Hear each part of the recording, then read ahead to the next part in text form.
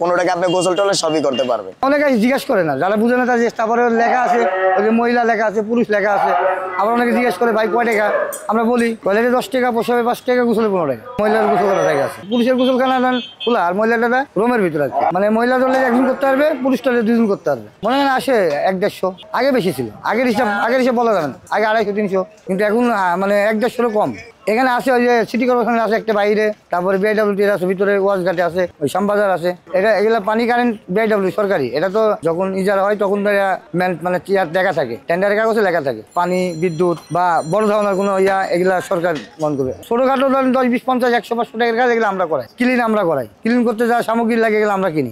দুই সেফটি, 12 ঘন্টা 24 ঘন্টা, দিনে একজন, নাইটে একজন। এখন রাতে একটু কম থাকে, মানে আপনার বড় 4টার দিনে সারাদিন লোকের বেশি থাকে, আবার 10টার দিনে 4টা বাহিনীর লোকের কম থাকে। যাত্রীদের জন্য বা ড্রাইভারের জন্য বা আদার্স কোনো লোকের জন্য ভালো উপকার হয়েছে। এটা হলো সবার প্রয়োজন, এটা না থাকলে তো একটা মানুষ বেকারে পড়ে যাবে। মনে করেন একটা রিক্সাওয়ালা লঞ্চে যাইতে পারবে না, বা একটা বাসা বাড়ি ঢুকতে পারবে না, একটা মার্কেটও যাইতে পারবে না, কিন্তু এই জায়গায় যাইতে পারবে। যেমন এই জায়গায় গাড়িটা রাখি, আমার দেখতে গাড়ি রেখে গেল, টয়লেট করে সে 10 টাকা দিয়ে গেল। মহিলা মানে বুড়িগঙ্গাতে এখন তো গোসল খুব কম করে ভাই, অনেকে আগল পাগল করে, যার ভালো লাগে সে করে, আর যার ভালো লাগে না সে এখানে করে। গোসল করতে এখন কম, শীতের সময় তো 10-15 জন আসে।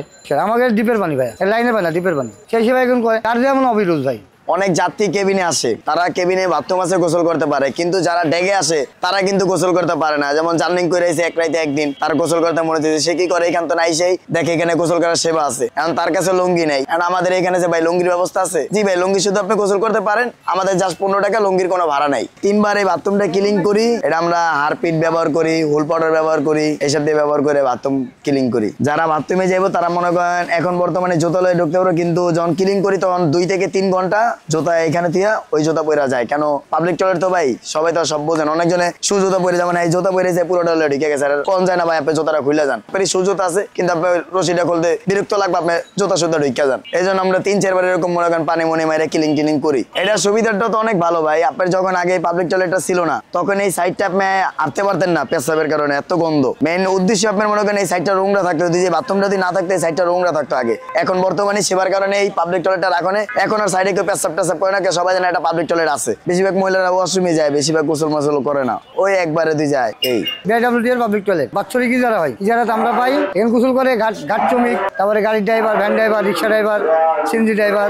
ওই জন্য সুবিধা আছে। সাবান নিলে কিনে আনে, অনেক সময় আমার কাছে থাকলে আমি দিই। গামছা আছে, লুঙ্গি আছে, গামছা লুঙ্গি দিই। এটা আমাদের তরফ থেকে দিই আর কি, এটা আমার তরফ থেকে দিই আর কি। আপনি ইউজ করার পরে মনে করেন আপনি আছেন, আপনার কাছে এখন একটা যাবেন কিছু, আপনার কাছে কিছু নাই, এই সময় ভাই একটা গামছা দিলাম, গোসল করার পরে হাত পা মোছার পরে গামছা আমাকে দিয়ে গেলেন, টাকা দিলেন 15 টাকা। এই সাবান শ্যাম্পু বাড়ি কিনে আনতে হবে ভাই, আমি বিক্রি করি না। অনেক সময় আমার কাছে থাকলে ওটা আছে, আপনি ব্যবহার করে চুই দিচ্ছেন, ওটা আছে, ওটা আপনার দিতে।